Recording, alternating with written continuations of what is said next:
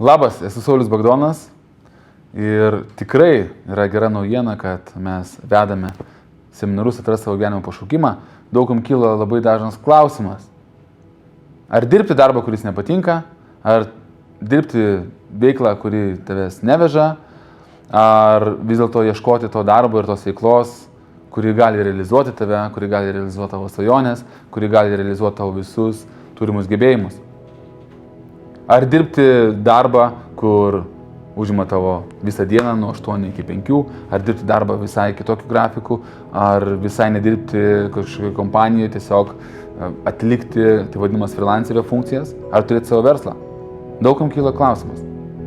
Ir didžioji problema yra ta, kad bent 80 žmonių dirba tikrai ne tos darbus, kur reikėtų dirbti. Paklausk ir savęs, ar tu esi būtent tam darbe, toj vietoj, kur geriausiai realizuoji savo savybės. Ir klausimas, kas įvyktų, jeigu tie 80% žmonių apsimanytų savo vietomis. Ir aš tikiu, kad tikrai daugiau būtų laimingesnių žmonių, kurie dirba būtent tą darbą. Nes tiesiog kažkodėl vienas nuėjo ne į tą vietą, kitas ne į tą vietą, o jeigu jie pamatytų, kad reikėtų vis dėlto apsikeisti, jie būtų daug laimingesni bent jau darbe. O jeigu darbe laimingesnis, tikėtina, kad ir asmeninė gyvenime būsi laimingesnis. Tai mūsų didžioji misija ir didysis tikslas yra padėti tau, padėti žmonėms pamastyti apie tai, koks yra tas didysis tikslas, koks yra tavo pašaukimas, kokia yra tavo misija. Taigi dabar tiesiog drąsiai gali paimti savo lapą ir užsirašyti. Mano didysis gyvenimo tikslas arba mano pašaukimas tai. Ir pažiūrėk, kas liejasi.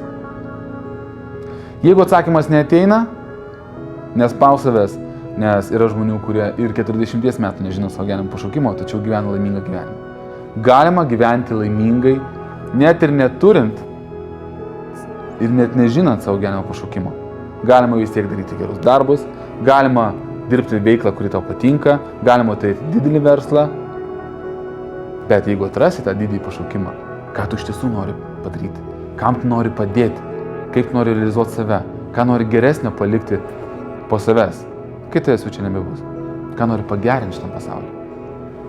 Jeigu tau kažkas rezonuoja ir randi atsakymą, pradėk daryti. Labai nepatogu būti tiesoje. Atsakyk sau tiesiai šviesiai. Jeigu turėtum kalną pinigų, ar toliau tęstum tai, ką dabar darai, ar dirbtum tą darbą. Jeigu sužinotum, kad po metų tavęs čia nebebus, diagnozavo tau sunkią ligą.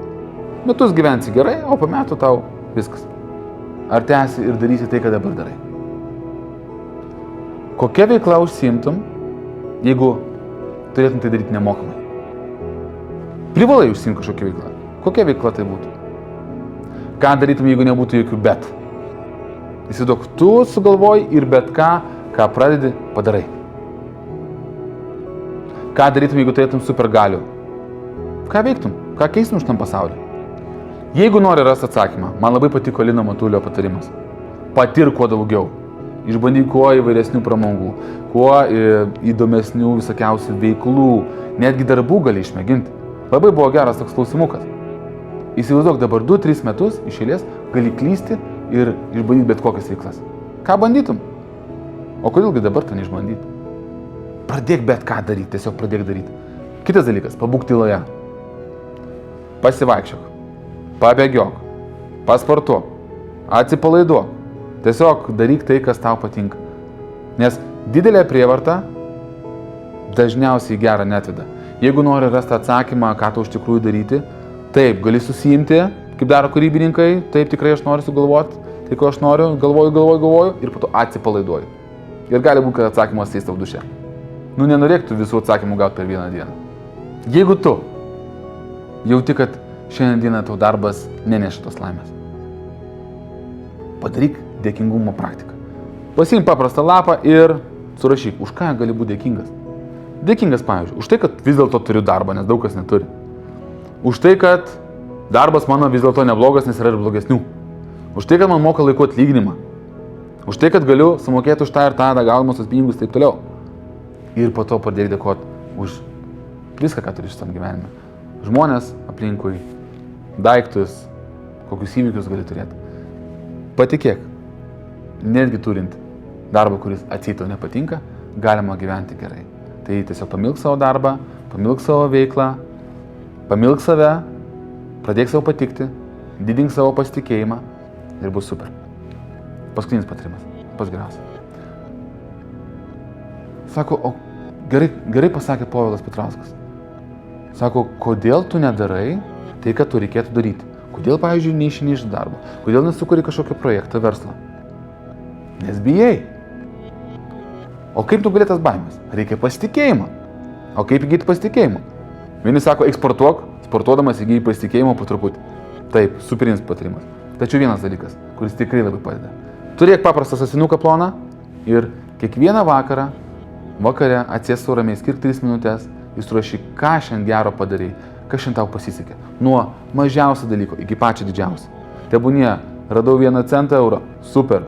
Uždirbau 100 eurų, super. Kažkas man padėjo, pasakė ačiū, super. Bet ką, nuo mažiausio iki pačio didžiausio dalyko. Po mėnesio pamatysi, kokie bus rezultatai. Tavo pasitikėjimo traukinys augs ir važiuos tiesiai link tavo sėkmės, link tavo gyvenimo pašaukimo atradimo, link tavo pačio mylimiausio darbo. Tai tiesiog rašyk tai, daryk ir mėgaukis.